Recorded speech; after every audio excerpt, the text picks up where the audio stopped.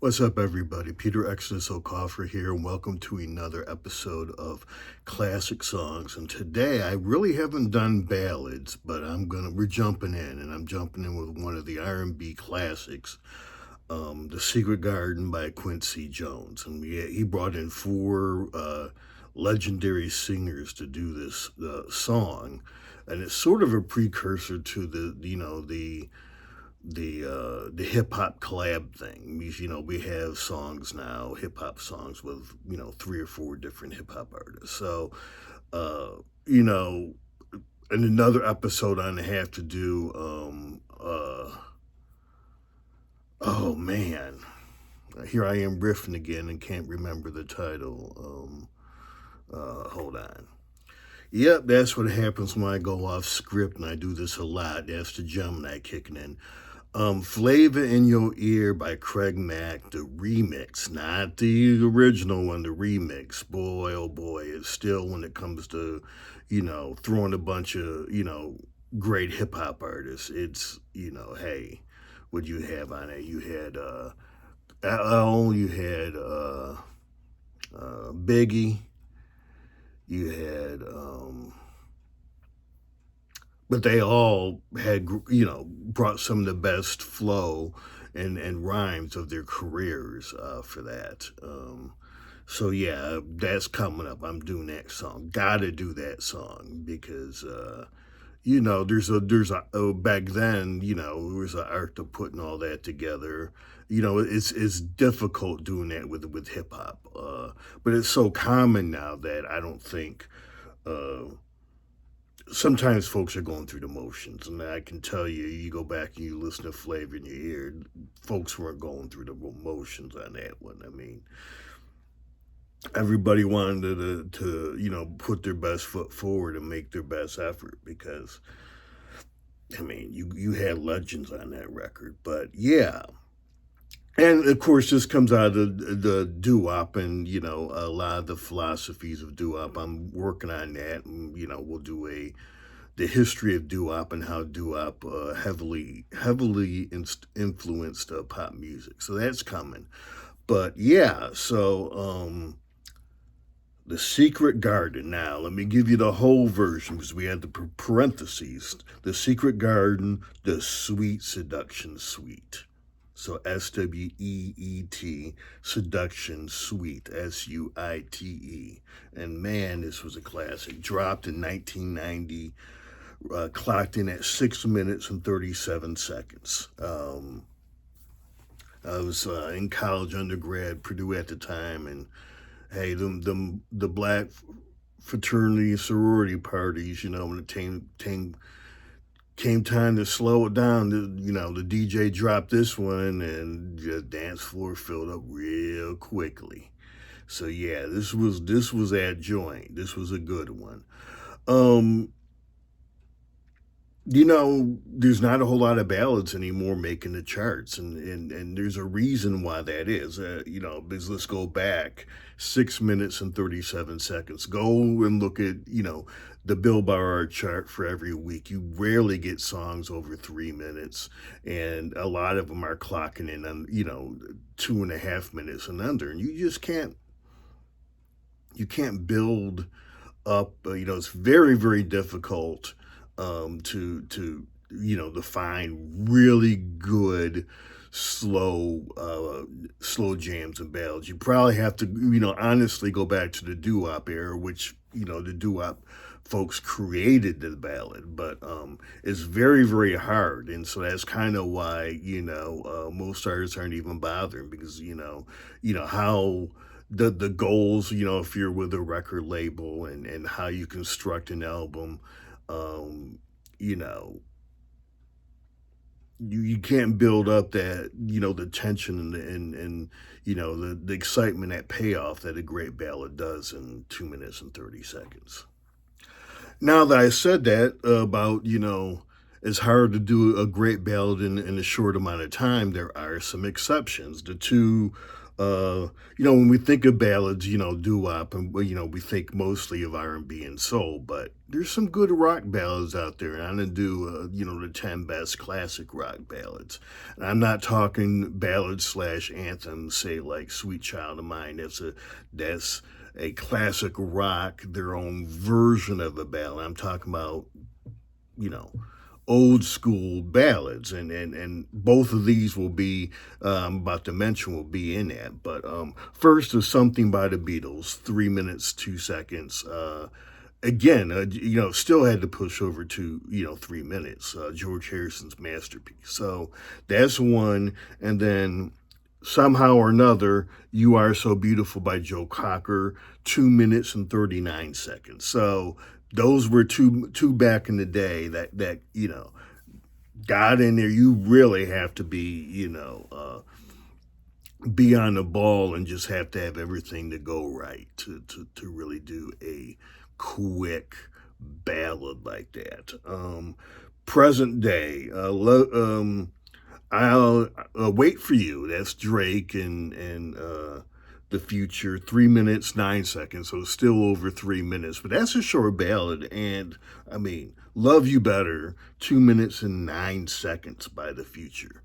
Man, that's well written.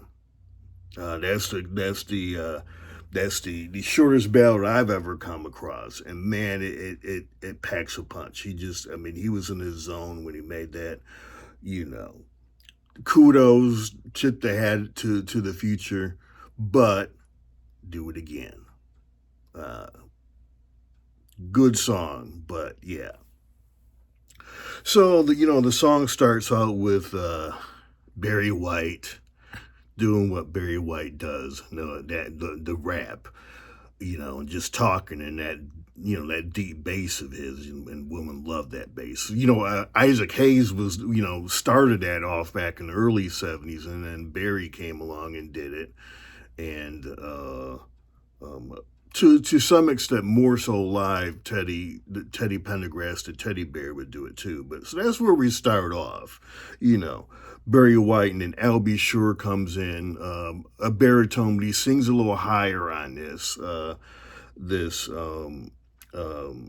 and actually, interesting tidbit, Michael Jackson was originally slated to do Albie Shore's section of the song, but he had a scheduling conflict. So LB Shore came in, and and he's on record saying, he's, baritone, but he sang a little higher in the register, and he tried to at times be, do his Michael thing, and he does. I mean, James Ingram follows up.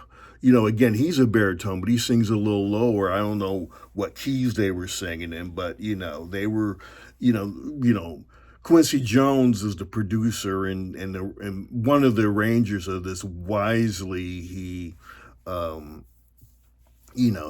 sort of had a differentiation between, the tones between LB Shore and James Ingram in the song, and it works because of that. And then there's not really a chorus in this song, but there is sort of I would call an interlude or a bridge.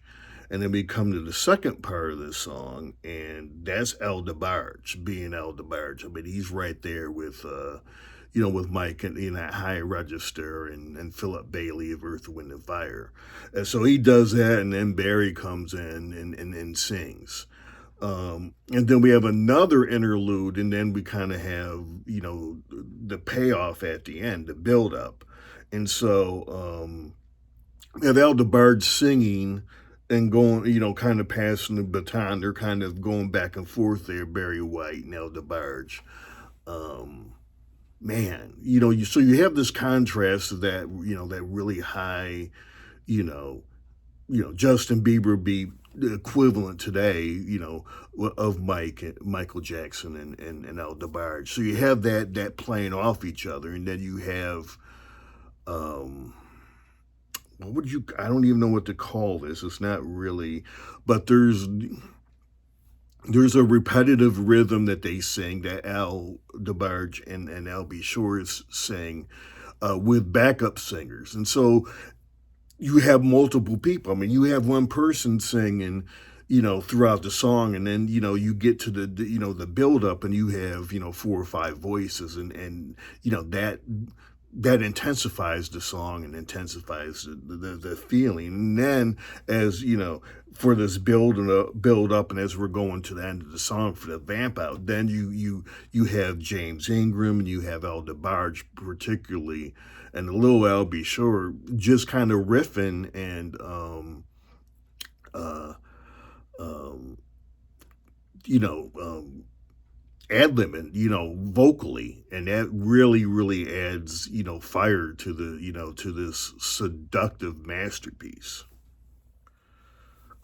If you're gonna do a top five ballads from the late '80s and '90s when it comes to R&B slash soul ballads, this is in the top five, no doubt about it. And there's a whole lot of Gen Xers that are here because of this song.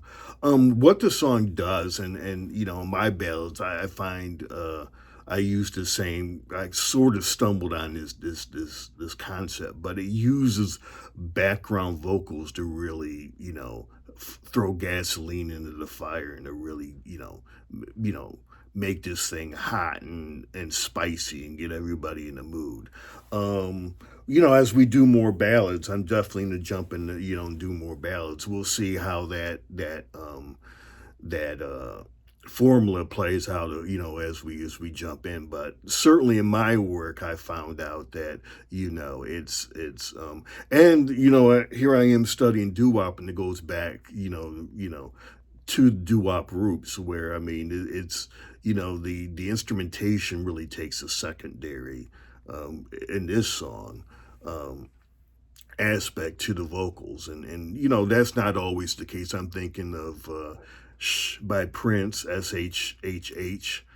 Um, it was off of his Gold Experience album, and certainly Prince brings the vocals at the end, but it's almost like his vocals and that searing guitar solo at the end. And get on YouTube and just put in SHH live Prince and listen to some of his live versions of that song, and how his vocals and his wicked guitar playing play off of each other and just build the intensity. But my it's not always the vocals, but the vocals are very, very important, because I mean it's about human emotions, and what's more, I mean your most versatile and most powerful instrument as a musician is your vocal cords. So yeah, man, this is a classic. This is a masterpiece. I mean, if you go, you watch the video, and it's interesting. A lot of woman dances, obviously beautiful woman, but there's lots of platters of fruit all over the place in the video early on. So but man, this is a classic. This is a banger. I think it's 25 to 30 million streams on Spotify. Somewhere around there. But hey, will the ballad come back? Well, yeah, I think it will. I do plenty of ballads, and my ballads, yeah, short ones about 4.5 minutes, which is, I mean, if you go and you look at Luther Vandross and you look at Marvin Gaye, um, you look at Billy Joel had some great ballads, and he was a master when he sat down at that the piano, and he had Piano Man and Captain Jack and um, Just the Way You Are. But those songs are 4.5 minutes plus. I mean, you got to. I mean, that's a journey. Ballads are about a journey, and it's about and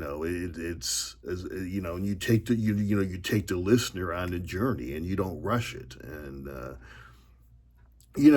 ballads are very good analogies for relationships in general, because attention to detail in ballads. The great ones, everything is kind of there for a reason, and you edit out the stuff that's not necessary, and that because nothing ruins the mood of than something that is totally off. So there's a lot of editing that goes on. And most great ballads are very, very stripped down musically, and with the instrumentation. Uh, um, Not all the time, Prince would definitely, um, get out, his string and get out the string synthesizer and use the strings and But Prince is Prince; he could do that and get away with it. But usually, you know, uh, you do what I in a great ballad, just stretch out and let the artists do what they're gonna do. I think in some ways, this compact, song era has hurt uh, uh, Chris Brown. I mean, he's probably the balladeer of this era, but he can't really stretch out and doesn't try. Look, he has his issues. We know about Rihanna, but he can be adventurous as a musician sometimes. But he's kind of confined in that time, even though he will stretch it, go into 4 minutes because hey, he's a balladeer. But sometimes you got to go 7, 8, 9 minutes to get a good ballad. I mean, you know, if you don't know me by now, Harold Melvin, the Blue Notes, or Teddy Pendergrass, Marvin's, Let's Get It On, that album. I mean, he was going 6 minutes and everything on that album. And there's a reason. I mean, the Isley Brothers, Voyage to Atlantis. How long is that? I mean, I mean, a good ballad, and that's one of the problems, these days with when you look at relationships. So yeah, it's interesting how ballads kind of can tell you a lot about relationships and how to approach relationships. But hey, slow down and enjoy the journey. I mean, Prince. If you go look at Prince, um, the 2008. It's on YouTube. Little Red Corvette. He totally reworks the song. There's some wicked guitar playing in there, but he slow down, you're going too fast. And he really emphasizes the slow down in this version. And yeah, I mean, that's take your time, the journey. That's what gets, men in trouble a lot of times in relationships is they're in a hurry. So hey, slow down, take your time, enjoy the journey, and it'll all be good. So yeah, so I'm looking forward to diving into my Prince channel. I'm gonna do the top 10 Prince ballads of the 70s and 80s. I mean, he only had two albums technically in the 70s, and I'll definitely do a 90s one, and I'll probably put all the 2000s together for Prince, and then you know, hey, got to do the best of Teddy Pendergrass at some point too. But yeah, classic rock does this too. I mean, Night Moves, Bob Seger, man, good stuff. Everybody loves probably the quintessential ballad out of classic rock is "Wonderful Tonight." So, when I do my top 10 classic rock ballads, we'll break those down. Different again from uh, classic rock bands, and this is what I love about classic rock, but they took the rock anthem and the ballad and combined them. So you have Home Sweet Home by Motley Crue. In some ways, Dream On is like that. I call them epic songs, but Sweet Child of Mine, so they pull at the heartstrings like a ballad does, but they're powerful like an anthem. That's why classic rock is will make a rebound and will come back in some form or another because it was very innovative. It's much harder to do, but there's tools out there. There are hacks, and folks will you know who love classic rock will get the hacks just like funk. We have all the hacks, to make the swing and make the funk. Called the one. There's many different ways, to get to the one. But hey, there's some hacks, and my classic rock channel. Eventually I'll start talking about those hacks. But anyway, let's give some love. I'm going all over the place doing my Gemini thing to the Secret Garden and Sweet Seduction Suite. Yeah, this is some good stuff here. Classic stuff. And again, Gen Zers gotta, give Quincy a little love for putting those four classic male vocalists together on this track, because some of y'all are here because of this track. So anyway, enjoyed this episode. We'll be doing more ballads coming your way. So yeah, I got 5 albums out on attached to this channel on the streaming services. 2024. So what I'm doing this year is I'm dropping singles, saying how singles play out on the different platforms. So from what I can see, I've already done 2 singles. I have a 3rd single dropping next Friday. Singles do pretty well, and I've heard this. If you're a musician, you poke around on YouTube. Spotify is a singles friendly platform.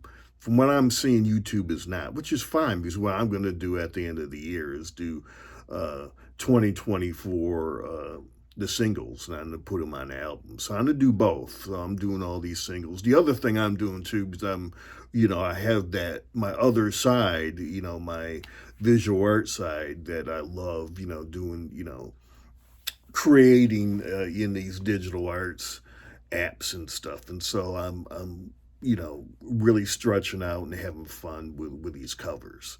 So that's kind of my goal in 2024. I'm doing singles and doing some interesting covers and expressing myself visually in the visual arts. And then October, November, I'll start pulling it all together and dropping an album for y'all. And that will definitely do better here on YouTube. But it's all experimentation and seeing what goes well. So yeah, anyway, so that's me. That's what I'm up to. Got 2 science fiction fantasy novels on Amazon, and I also have a novella on Amazon as well. So thanks for coming through, and I will see you next episode.